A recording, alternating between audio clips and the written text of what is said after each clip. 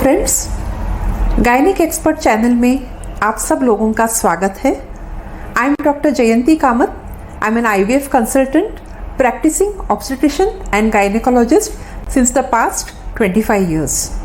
आज हम इस वीडियो में नॉर्मल डिलीवरी के बाद जो टाके लगते हैं, जिसको हम एपिसियोटमी बोलते हैं, तो उन टाकों की देखभाल कैसे किया जाए उसके बारे में डिस्कस करेंगे। तो इस वीडियो में आपको एपिसियोटमी क्या होता है, एपिसियोटमी देना ज़रूरी है क्या, किन हालतों में ये कट या एपिसियोटमी दिया जाता है, क्या एपिसियोटमी से दर्द होएगा, वो दर्द को कैसे संभालना चाहिए, और ये जो टाके लगते हैं वो कटवाने पड़ते हैं या गलने वाले टाके हैं, वो टाकों का रिकवरी या हीलिंग होने में कौन से प्रिकॉशंस लेना ज़रूरी है, और ये टाकों में कुछ कॉम्प्लिकेशंस होने के बाद या कौन से कंडीशंस में ये टाकों में कुछ कॉम्प्लिकेशंस जब होते हैं तभी आपको जल्द से जल्द डॉक्टर से संपर्क करना चाहिए। तो सबसे पहले एपिसियोटमी क्या होता है। नॉर्मल डिलीवरी में एक पेरिनियल रीजन में या नीचे के हिस्से में एक कट दिया जाता है। हर औरत को नॉर्मल डिलीवरी हुई है इस बात की काफ़ी खुशी होती है, लेकिन एक परेशानी ज़रूर होती है, वो है इन टाकों की दर्द की वजह से। तो काफ़ी लोग ये पूछते हैं कि यह कट देना ज़रूरी होता है क्या डॉक्टर? हाँ, ज़रूरी होता है, क्योंकि जब बच्चा बर्थ पैसेज से बाहर आता है तो काफ़ी फोर्स से बाहर आता है और थोड़ा सा चिर फाड़ करके बाहर आ जाता है। तो ये सब हैफाज़ार्ड जो टेढ़ा मेढ़ा जो फाड़ने का है वो अवॉइड करने के लिए और डिलीवरी को एक आसान तरीके से बच्चे को डिलीवर करने के लिए एक कट दिया जाता है। क्यों दिया जाता है? क्योंकि आपको पता है कि जो वजाइना का भाग है जहाँ से बच्चा आता है उसके ऊपर रहता है यूरिन की जगह और नीचे रहता है मल द्वार या मोशन की जगह। अगर बच्चा ऐसे ही फोर्स से चीर फाड़ के आ जाए तो ये पेशाब की जगह और जो मोशन की जगह है वहाँ पे ज़ख्म होने की संभावना ज़्यादा होती है। तो अगर ज़ख्म हो जाती है तो ये ज़ख्म को संभालना और स्टिच लगाना या रिपेयर करना काफ़ी मुश्किल होता है और पेशेंट को भी काफ़ी परेशानी हो जाती है। पेशाब करने में प्रॉब्लम हो सकता है या मोशन पास करने में प्रॉब्लम हो सकता है, इसीलिए एक कट दिया जाता है। आम तौर पे एक कट उन महिलाओं में दिया जाता है जिसकी डिलीवरी पहली बार हो रही है या कभी कभी दूसरी बार या तीसरी बार, सेकेंड या थर्ड ग्रेविडा में भी ये कट दिया जाता है।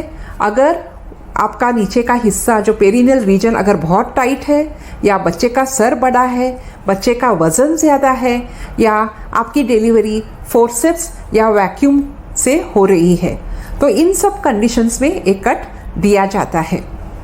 तो एक सवाल है कि काफ़ी लोग ये सवाल करते हैं कि डॉक्टर इससे पेन तो नहीं होएगा ना, ज़्यादा पेन होता है क्या, और अगर पेन होता है तो कितने दिनों तक होएगा? पेन तो होएगा और पेन ज़्यादातर 1 महीने तक रहता है या 4 हफ्तों तक रहता है, लेकिन धीरे धीरे वो पेन कम हो जाता है और बेरेबल होता है। दूसरा सवाल ये होता है कि ये टाके गलने वाले हैं या टाका कटवाना पड़ेगा। ये जो एपिसियोटमी या कट है वो एब्जॉर्बेबल या डिलेड एब्जॉर्बेबल सूचर मटेरियल या दौरे से लिया जाता है और ये टाके अपने आप से पिघल जाते हैं या कई दिनों के बाद गल जाते हैं। एपिसियोटमी का जो घाव है वो 3 लेयर में सिलाया जाता है। पहला लेयर है म्यूकोसल लेयर, दूसरा लेयर है मस्कुलर लेयर और तीसरा स्किन है, जो बाहर के टाके आपको स्किन पर दिखाई देंगे। दूसरा एक सवाल है कि डॉक्टर कितने टाके होते हैं? तो नॉर्मल डिलीवरी में 7 से 8 टाका आपको लग जाएगा जो आपको बाहर से दिखेगा, लेकिन अगर फोर्सेप्स डिलीवरी हो गई है या वैक्यूम डिलीवरी हो गई है या बच्चा बहुत बड़ा है तो इससे भी ज़्यादा टाके लग सकते हैं। लेकिन आप नंबर ऑफ स्टिचेस के बारे में फिक्र मत कीजिएगा, आपके डॉक्टर की रिस्पॉन्सिबिलिटी है और वो देख लेंगे और डिसीजन ले लेंगे कि कितना कट देना है और कितने टाके गिरने हैं। अभी सवाल ये होता है कि जो पेन होता है एपिसियोटमी के द्वारा, तो वो उसको कैसे संभाला जाए, क्योंकि अभी तो नॉर्मल डिलीवरी हुई है, आपको अपने आप को संभालने का है, बच्चे को संभालने का है, बच्चे को उठाने का है, साफ करना है, दूध देना है, तो आपके सारे मूवमेंट्स काफ़ी रहेंगे इस पीरियड में। तो इन सब में वो पेन कैसा संभाला जाएगा। तो पहली बात यह है कि जब आप हॉस्पिटल से डिस्चार्ज हो जाते हो तो आपके डॉक्टर ने आपको एंटीबायोटिक्स ज़रूर प्रिस्क्राइब किया होगा। एंटीबायोटिक्स यानी वो गोलियां हैं जिनसे इन्फेक्शन के चांसेस कम हो जाते हैं। दूसरा ये है कि पेन किलर भी दिए जाते हैं कि आपको रेगुलरली वो पेन किलर लेने चाहिए ताकि आपको वो दर्द नहीं होना चाहिए, इसके लिए। थर्ड जो है आपको लैक्सेटिव यानी जब भी आपका मोशन कड़क हो जाता है तो आप उस एरिया पे ज़्यादा प्रेशर दे दोगे, तो वो अवॉइड करने के लिए आपको लैक्सेटिव या एक दवा दी जाती है जिससे आपका मोशन थोड़ा सॉफ्ट या मुलायम हो जाए। फोर्थ जो है आपको एक ट्यूब दी जाएगी या मलम दिया जाएगा जो आपको डॉक्टर बोलेंगे कि आपको 4-5 बार वो घाव पे लगाना चाहिए। एंटीबायोटिक क्रीम रहता है या ऑइंटमेंट रहता है, वो कुछ भी हो सकता है, बीटाडीन की क्रीम हो सकती है, टी बैक्ट हो सकता है, मेट्रोजिल पी हो सकता है। तो जो भी ऑइंटमेंट है आपको वो सही तरीके से लगाना ज़रूरी है। बाकी ऐसी चीज़ें हैं, आप अभी आपका डिस्चार्ज हो गया हॉस्पिटल से, आप घर पे आते हो, आपको पेन हो रहा है, तो कई ऐसे चीज़ें हैं जो आप खुद कर सकते हैं। एक है कि आप एक गर्म पानी के टब में बैठ सकते हैं, उसमें वो पानी में आप हल्का 1 या 2 बूंद डेटॉल, सेवलॉन या बीटाडीन के ड्रॉप्स डाल सकते हैं और उस पर बैठ सकते हैं। और आपको इस तरह वो पानी में बैठना है ताकि आपके जो ज़ख्म है वो पानी को टच होना चाहिए या ज़ख्म का जो भाग है वो पानी में डूबना चाहिए। तो इससे हॉट फोमेंटेशन या सेक दिया जाएगा। तो ये आपको दिन में 4-5 बार करना ज़रूरी है और इससे आपका हीलिंग अच्छा हो जाएगा। दूसरी बात यह है कि आप एक रिंग पिलो पे बैठ सकते हैं। एक पिलो मिलता है जो रिंग के आकार में होता है, तो आप उस पर बैठ सकते हैं ताकि आपका जो टाकों की जगह है उस पर दबाव न पड़े। और एक बात है कि आपको ऐसे पोजीशन में आप न बैठे जिनसे वो टाकों पर प्रेशर, दबाव या स्ट्रेच हो जाए। हम हमेशा महिलाओं को बोलते हैं कि एपिसियोटमी देने के बाद आपको हमेशा मांडी डाल के नहीं बैठने का है, आपको दोनों पाँव एक बाजू में लेकर बैठना है। और आपको कॉन्स्टिपेशन या जो कब्ज़ा होता है वो भी आपको अवॉइड करना काफ़ी ज़रूरी है। जैसे मैंने पहले बताया आपको, अगर आपका स्टूल हार्ड है या कॉन्स्टिपेशन है तो आप ज़्यादा जोर डालोगे और वो टाकों पर प्रेशर उसका पड़ जाएगा और टाके फट भी सकते हैं। तो इसके लिए आपको पानी बराबर मात्रा में पीना है, हाइड्रेशन बराबर रखना है, हाई फाइबर डाइट खाना है, सभी सब्जी और फ्रूट्स आपको खाना है। और अगर आपको डॉक्टर ने लैक्सेटिव या स्टूल सॉफ्टनर प्रिस्क्राइब किया हो तो उसका ज़रूर आप इस्तेमाल करें। आपको इंटरकोर्स अवॉइड करने का है 6 हफ्ते तक। और ये सब प्रिकॉशंस लेने से आपका जो हीलिंग है वो अच्छा हो जाएगा। और भी कई तरीके हैं। पेशेंट्स हमेशा ये सवाल करते हैं कि वो टाकों को भरने में या हील होने में कितना समय लगता है।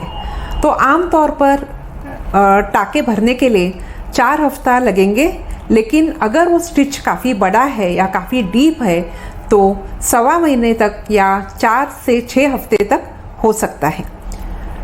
दूसरी बात यह है कि काफ़ी लोग ये भी पूछते हैं कि वो टाकों की रिकवरी के लिए और जल्द से जल्द हीलिंग होने के लिए क्या करना चाहिए।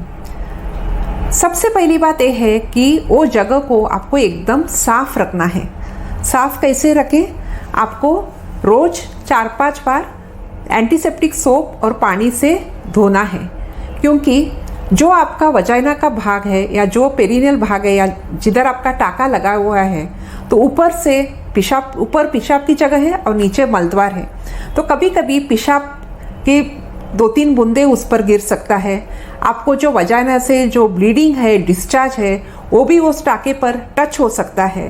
तो इसके लिए वो स्टिचेस को साफ रखना काफ़ी ज़रूरी होता है। और जब भी आप वो स्टिचेस को साफ करेंगे तो आपको आगे से पीछे करना है, क्योंकि पीछे से आगे आने से आपको इन्फेक्शन और स्टिचेस में इन्फेक्शन होने की संभावना ज़्यादा होती है। तो ऑलवेज आपको आगे से पीछे जाने का है। सेकेंड बात यह है कि आपको वो जो जगह है आपको काफ़ी ड्राई रखना है और या सूखा रखना है। तो सूखा कैसे रखेंगे? एक कपड़ा या टिश्यू पेपर से आप उसको पोंछ देंगे और हल्के हाथ से डैप करना पड़ेगा आपको। वो टिश्यू पेपर या कपड़े से आपको घिसना नहीं है, क्योंकि उससे वो स्किन को ज़ख्म हो सकता है।